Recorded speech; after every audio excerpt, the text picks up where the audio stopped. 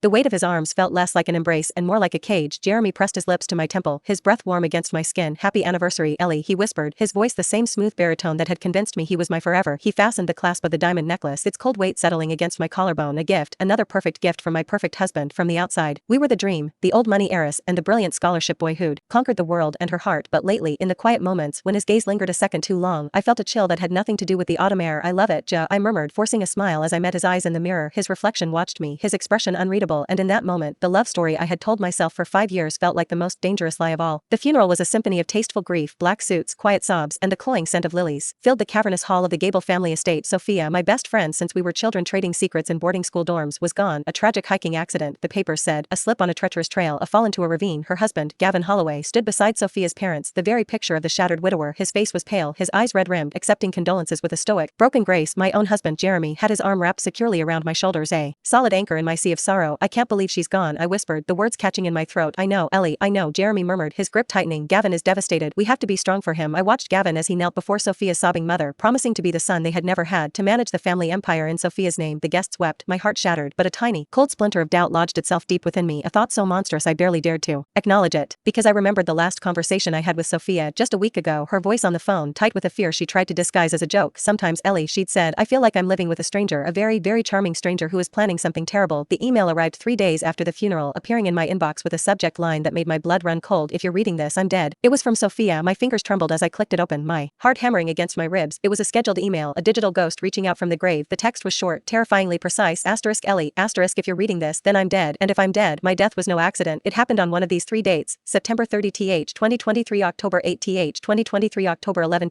2023. If it was, my parents might be in danger too, maybe even dead with me. If it was, I might have died alone. If it was, I died first, and you're next. Asterisk I need you to save yourself. You have to go to my house, find the pen my father gave me for graduation. I don't know if Gavin will have hidden it, but you have to find it. Please, Ellie, find the pen. Asterisk I stared at the screen, the words blurring through my tears. September 30th, that was the date of her accident. Option 1, her parents could be in danger. A knock on my study door made me jump, and I slammed my laptop shut. Ellie? Jeremy's voice was soft, laced with concern. Are you okay in there? You've been quiet for a while. I took a shaky breath, wiping my eyes. I'm fine, just going through old photos of Soph. He opened the door, his face a mask of loving sympathy. Come on, he said, holding out a hand. Let's get you out of here. Maybe we can go see your parents. Make sure they're holding up. My parents or hers? The email's warning screamed in my mind, but I looked at my husband, the man who had held me while I cried, and told myself I was being paranoid. Grief was making me crazy. It had to be. I went to the police the next morning. I sat in a sterile interview room across from a tired-looking detective named Miles Corbin. I showed him a printout of the email. He read it, his expression impassive, and slid it back across the table. Ms. Marsh, he said, his voice gravelly, I understand you're grieving. Your friend's death was a tragedy. It wasn't a tragedy, I insisted, my voice rising. It was murder. This email proves it. It proves your friend was scared. He corrected gently. It proves she had a flair for the dramatic. We have a dozen eyewitnesses from the hiking trail.